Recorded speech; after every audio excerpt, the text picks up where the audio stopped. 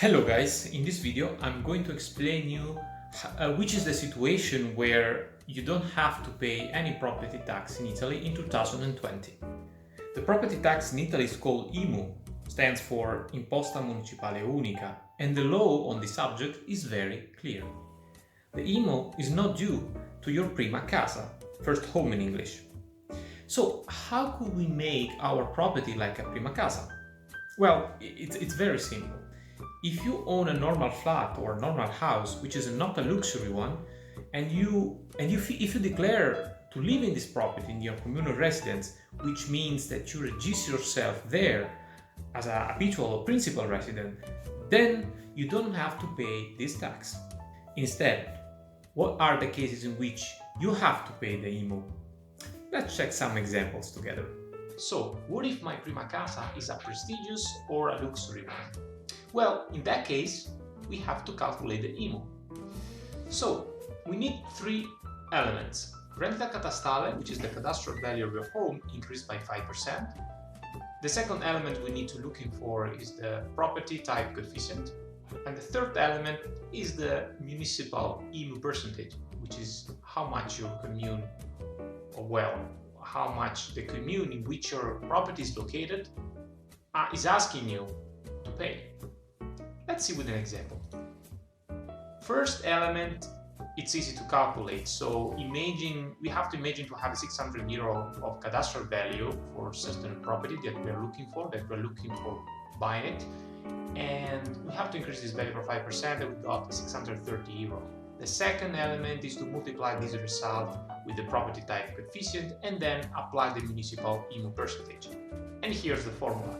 So, if you have a prima casa and your prima casa is as a luxury one, you have to apply this formula. And of course, these first two elements depends on your property, and the third one depends on the community, where the property is located. And we got 403 euro per year. Instead, what if I own more than one property in Italy?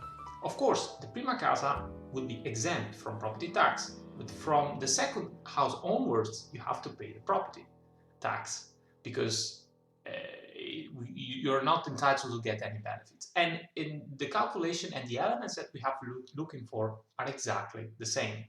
And also in the example, I put the same number. The only difference is that at the third point, for a second home or a third or a fourth home, it doesn't matter how many property you have, the municipal IMU percentage changed and could range between 0.46% and 1.06%.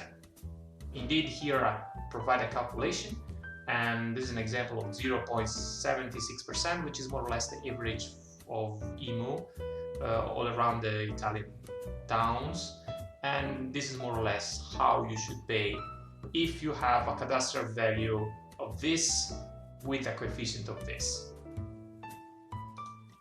What if I put instead my property under rent in Italy? Well, again, the calculation doesn't change at all. It's always the same thing.